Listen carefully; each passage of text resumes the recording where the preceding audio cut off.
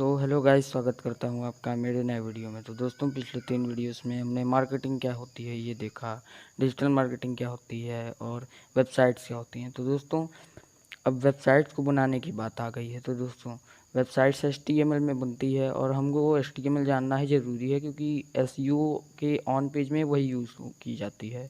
तो दोस्तों, चलिए बिना रुके वीडियो को स्टार्ट करते हैं और चलते हैं अपने PC की स्क्रीन पे।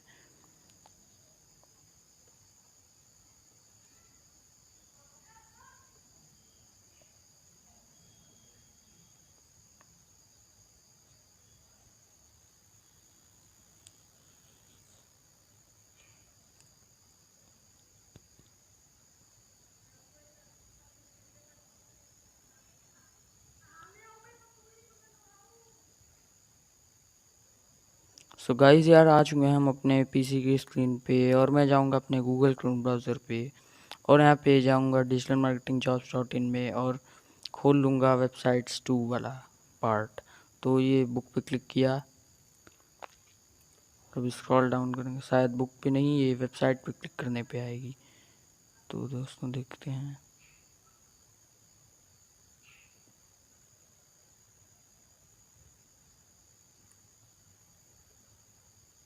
तो ये खुल चुका है हमारा। जैसा कि हमने कल देखा था कि वेबसाइट 2 तरह की होती हैं, डायनामिक और स्टैटिक।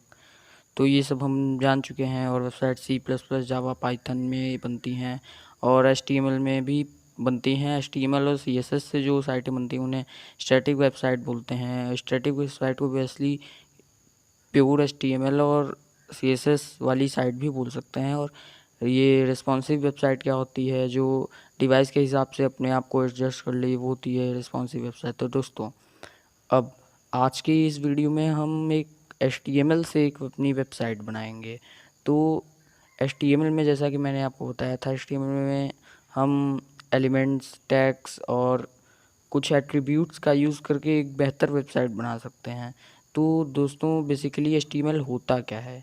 अब HTML एक हमारे लिए बस स्केलेटन तैयार करता है। उसमें जो जान डालने की काम करता है वो CSS और जावास्क्रिप्ट ही करती है।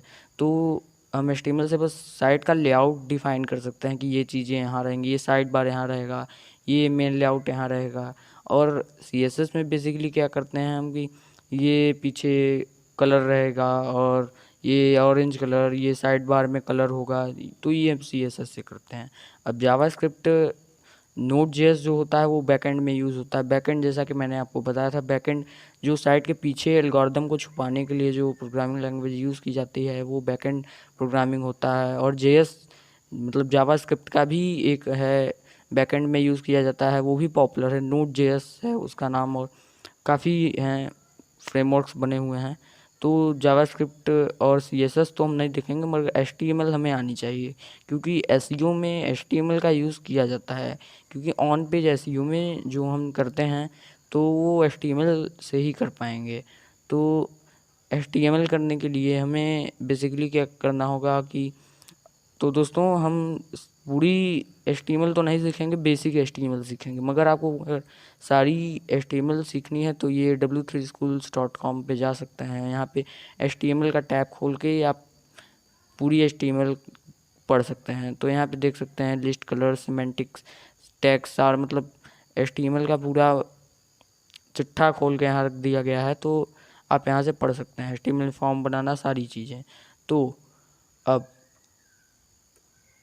HTML भी एक प्रोग्रामिंग लैंग्वेज ही है। तो HTML को भी हमें कहीं राइट ही करना होगा, तभी हम उसे एग्जीक्यूट कर पाएंगे। तो HTML के लिए हम कंपाइलर नहीं इंस्टॉल करते हैं, क्योंकि हमारा ब्राउज़र जो होता है, गूगल क्रोम, इंटरनेट एक्सप्लोरर, ये सब HTML को हमें एग्जीक्यूट करके दिखाते हैं। अब कंपाइलर बेसिकली क्या होता है, अगर मान लीजिए हमें पाइथन करना है, तो पाइथन हमारे कंप्यूटर में तो है नहीं। अब पाइथन को हमें इंस्टॉल करना पड़ेगा।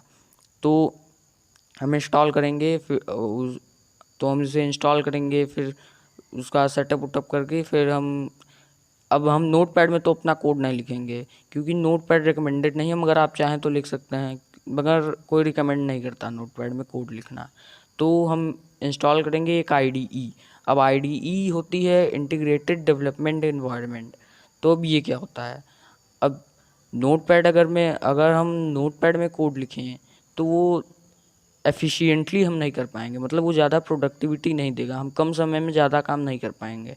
वहीं हम अगर एक आईडी का इस्तेमाल करें, जैसे बहुत सी आईडीज़ हैं आजकल ट्रेंडिंग में, एटम है, सबलाइम है, वीएस कोड है और कई सारे हैं, तो हम वीएस कोड का यूज़ करेंगे। वीएस कोड मैं जानता हूँ और सारी सेटिंग्स उसकी पढ़ चुका हूँ, तो वीएस कोड ही मैं यूज़ करूँगा। अब आपका, अगर आप पहले भी ये सब कर चुके हैं तो आप अपने मन का सबलाइम और कई सारे आईडीज़ यूज़ कर सकते हैं, तो मैं वीएस कोड ही यूज़ करूँगा। तो वीएस कोड इंस्टॉल करने के लिए मैं बेसिकली टाइप करूँगा वीएस कोड इंस्टॉल। अब मैं वीएस कोड ही क्यों यूज़ कर रहा हूँ, क्योंकि वीएस कोड एक लाइट वेट सॉफ्टवेयर है और ये माइक्रोसॉफ्ट की तरफ से है, तो इसमें ज़्यादा वायरस का ख़तरा नहीं होता, तो आप इसे भी यूज़ कर सकते हैं। तो ये ज़्यादा प्रोडक्टिविटी, और इसमें आप HTML ही नहीं, कई लैंग्वेजेस जैसे पाइथन में भी, ये पाइथन, जावा, C++ सभी लैंग्वेजेस में आप इसे यूज़ कर सकते हैं। तो मैं वीएस कोड को ही इंस्टॉल करूँगा। वीएस कोड मैंने ऑलरेडी इंस्टॉल कर रखा है, तो मैं अब इसे दोबारा से इंस्टॉल नहीं करूँगा, आप कर लीजिएगा और इंस्टॉल करके इसको डाउनलोड कर लीजिएगा वीएस कोड। अब वीएस कोड मैं खोल लूँगा, और वीएस कोड को खोलने से पहले अगर आपने इंस्टॉल करते समय आपके सामने 4 बॉक्सेस आ जाएंगे, तो मैं आपको इंस्टॉल ही करके दिखा देता हूँ। मैंने सेटअप तो इंस्टॉल किया था, अब वो होगा शायद, मैं डाउनलोड फोल्डर में आऊँगा, वो शायद नहीं है, तो मैं आपको दोबारा डाउनलोड करके दिखा देता हूँ। तो मैं यहाँ पे क्लिक कर दूँगा, अभी हमारा हो जाएगा। सो ये 76 MB का है, लाइट वेट है। बाकी सॉफ्टवेयर्स तो ज़्यादा बड़े साइज़ के होते हैं, तो मैं इसी को यूज़ करता हूँ।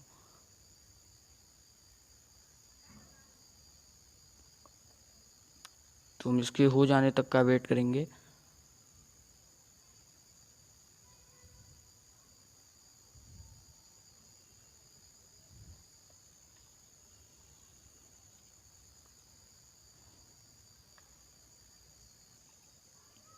सो ये देख सकते हैं आप, ये इंस्टॉल हो चुका है। मैं यहाँ पर क्लिक करूँगा,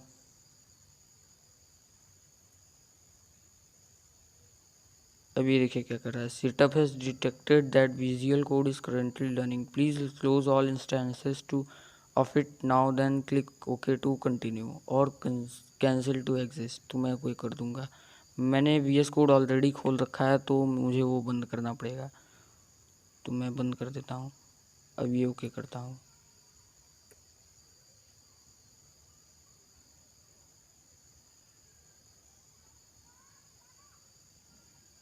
मैं आ जाऊँगा अपने फाइल्स में, अब यहाँ पे सेटअप को रन कर दूँगा। अब आप 64 बिट विंडोज़ में हो सकता है, 32 बिट विंडोज़ में हो सकता है, तो आप अपने हिसाब से इंस्टॉल कर लीजिएगा। अपने विंडोज़ का बिट देखने के लिए आप यहाँ पे राइट क्लिक करिए, स्टार्ट पे राइट क्लिक करेंगे और आ जाएंगे अपने आप डिवाइस मैनेजर पे।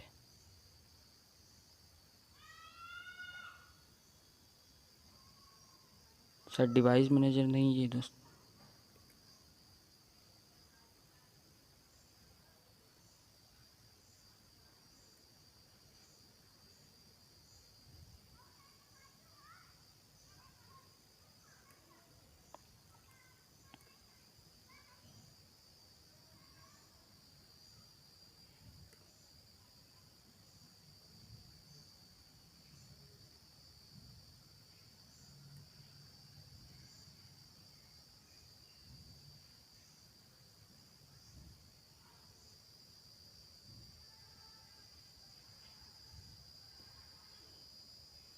ये दूसरा तरीका है, ये मैं भूल चुका हूँ शायद, तो मैं दूसरे तरीके से बता देता हूँ आपको। तो आपको आना है सिंपली दिस पीसी में अपने, तो मैं दिस पीसी अपना खोल लूँगा।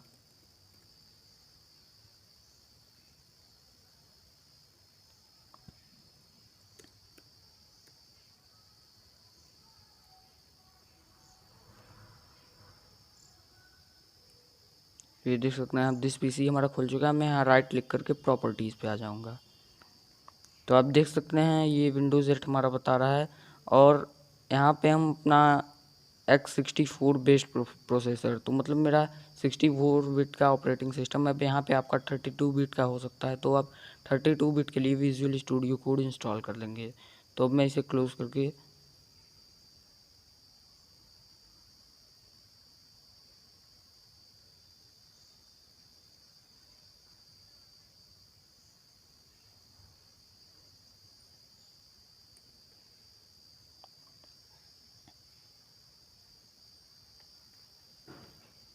तो अब मैं इसे क्लोज करके अपना विजुअल स्टूडियो कोड दोबारा से एग्री कर लूँगा।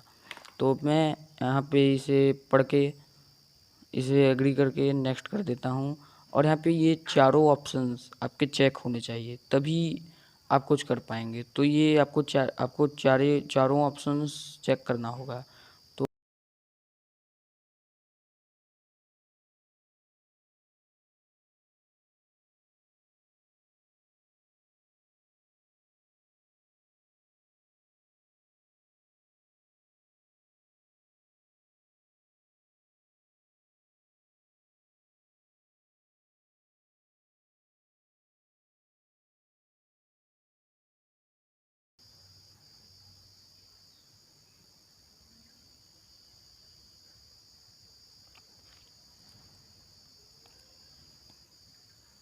सो अब ये हमारा हो चुका है, मैं इसे अनचेक करके फिनिश कर दूंगा।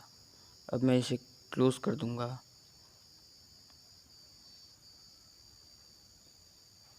और एक डेस्कटॉप पे नई फ़ोल्डर बनाऊंगा, तो मैं न्यू पे जाके फ़ोल्डर पे जाके